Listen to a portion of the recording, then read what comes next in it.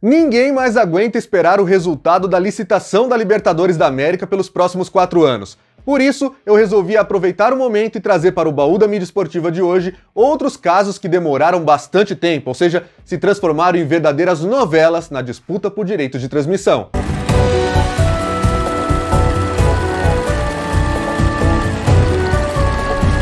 Muito bem, pessoal, sejam bem-vindos a mais um episódio do Baú da Mídia Esportiva, um quadro que tem espaço aqui no nosso canal todos os domingos às 1h15 da tarde. Nesse vídeo eu não vou ficar me aprofundando muito nas histórias, mesmo porque muitas delas eu já até contei em vídeos específicos aqui no nosso canal. O que eu quero é mostrar para vocês outras ocasiões nas quais a gente ficou dias, semanas, até meses sem saber o que seria de um direito de transmissão de uma competição. E começamos então falando sobre o Brasileirão de 1997, porque naquele ano o SBT estava embalado pelo sucesso da Copa do Brasil desde 95 na sua grade e se interessou em transmitir o Campeonato Brasileiro. Fez uma proposta ao Clube dos 13 para comprar o torneio e queria inclusive o campeonato com exclusividade em todas as mídias. O plano do SBT era lançar um canal de futebol na TV paga que mais tarde inspiraria, claro, a criação do Premiere. Até porque a Globo, para vencer o SBT, precisou igualar todos os termos da proposta, ou melhor, quase todos, porque tinha uma questão de horário dos jogos ali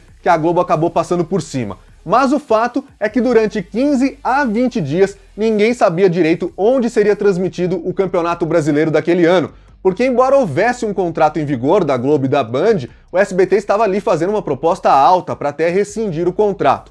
Fato é que, mesmo o SBT tendo uma proposta aceita pelo Clube dos 13, eles acabaram, os clubes, dando a chance para que Globo e Bandeirantes fizessem aí o direito de preferência na renovação ser exercido, e aí o SBT acabou perdendo. Eu já contei essa história em outro vídeo aqui no canal, e foi a partir dela, por causa dessa derrota, que o SBT acabou perdendo interesse em transmitir futebol e um ano depois desmontaria o seu departamento de esportes. Apenas voltaria em 2003 com o Paulistão, uma rápida experiência antes de retornar de fato em 2020. Mas aquela briga em 97 causou outra novela, a do Brasileirão na TV paga, porque se a Globo e a Band estavam através do seu consórcio igualando a proposta do SBT, então eles teriam o mesmo dinheiro para pagar e os mesmos direitos. Se o SBT queria exclusividade em todas as mídias, a mesma coisa se aplicaria à Globo e à Band.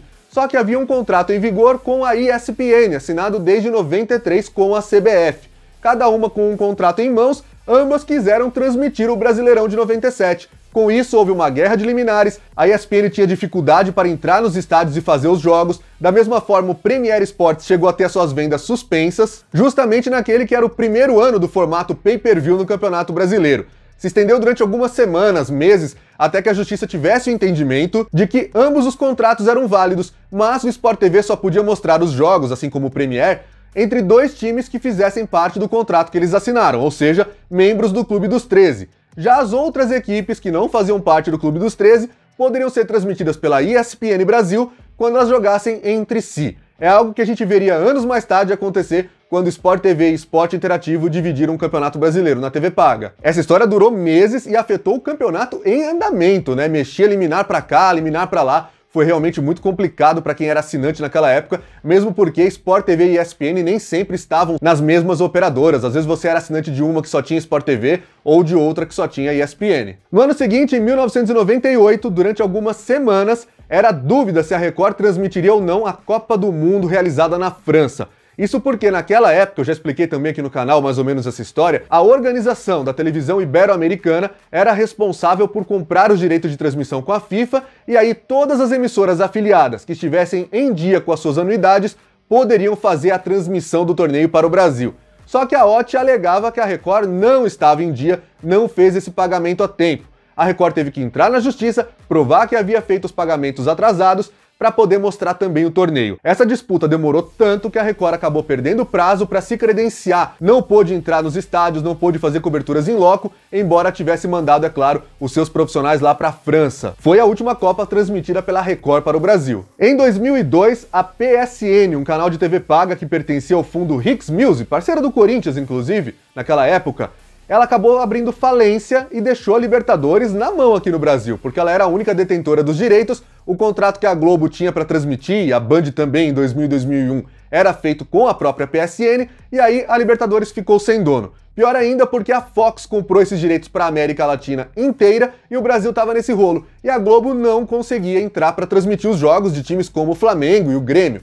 Só rolou acordo meses depois, na semifinal, quando a Globo mostrou na RBS TV, no Rio Grande do Sul, o duelo entre Olímpia e Grêmio. Na grande decisão, a Globo mostrou entre São Caetano e Olímpia o duelo que foi para os pênaltis. O São Caetano até teve chance de conquistar um título histórico da Libertadores, mas a taça acabou indo mesmo para o time paraguaio. Em 2003, foram meses de disputa entre Globo e SBT nos tribunais para ver quem tinha o direito de transmitir o Campeonato Paulista. Eu já expliquei isso tudo num vídeo aqui do canal, logo no nosso comecinho aqui no YouTube.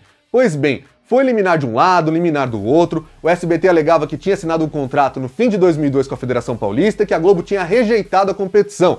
Mas a Globo alegava que a proposta do SBT, que era de 22 jogos por 12 milhões de reais, não foi apresentada a ela, Globo, que tinha o direito de preferência de igualar uma proposta e ficar com a competição. E que a proposta que ela, Globo, tinha rejeitado falava em 12 jogos e não 22 como o do SBT. O fato é que nessa brincadeira houve até uma disputa no estádio na abertura do torneio em 25 de janeiro, quando Globo e SBT chegaram para mostrar o mesmo jogo. A batalha judicial teve liminar de um lado, liminar do outro, o SBT ficou algumas semanas sem poder mostrar, a Record, que era parceira da Globo, chegou a exibir algumas partidas até com exclusividade, mas pulou fora quando viu que a situação estava ficando bastante crítica na justiça. Do mata-mata em diante, as duas emissoras acabaram tendo o direito de transmitir, mas o SBT se retirou do futebol e só voltaria 17 anos depois. Em 2011, o Clube dos 13 organizou uma licitação, pela primeira vez com envelopes fechados, para vender os direitos de transmissão do Brasileirão de 2012 a 2014. A Globo e a Record eram as principais candidatas. A Record tinha até tirado as Olimpíadas da Globo, que eu não citei aqui nesse vídeo porque não foi uma novela, né? Simplesmente de uma hora para outra, num belo dia de março de 2007, saiu a notícia de que Londres 2012 era exclusiva da Record. Pois bem, tendo tirado as Olimpíadas da Globo, o próximo passo era tirar o Brasileirão, e a Record, no mercado, era entendida como uma emissora que faria uma proposta maior, que tinha mais dinheiro para investir em um momento que estava crescendo a rede, crescendo a audiência. A Globo sabia disso e acabou fazendo um trabalho nos bastidores para esvaziar o Clube dos 13. A Globo então fez acordos individuais com times de grandes torcidas como Flamengo e Corinthians, que até então recebiam o mesmo que São Paulo, Palmeiras e Vasco nas cotas do Clube dos 13. Esses dois times passariam a ganhar muito mais que os outros, entraram nessa lógica. Outras equipes que dependiam muito das cotas adiantadas da Globo também toparam fechar contrato e a licitação do Clube dos 13 acabou esvaziada. A Record nem quis fazer proposta. A única emissora que fez proposta, que mandou o envelope, foi a Rede TV, que até chegou a ser declarada como vencedora, mas ganhou um belo nada, né? Porque não valia nada aquilo que o Clube dos 13 estava vendendo. Era inaugurado então o modelo de negociações individuais que prevalece até hoje no Campeonato Brasileiro. Mas foi graças a esse modelo individual que uma outra novela aconteceu em 2016. Ao longo de vários meses, praticamente de janeiro até dezembro,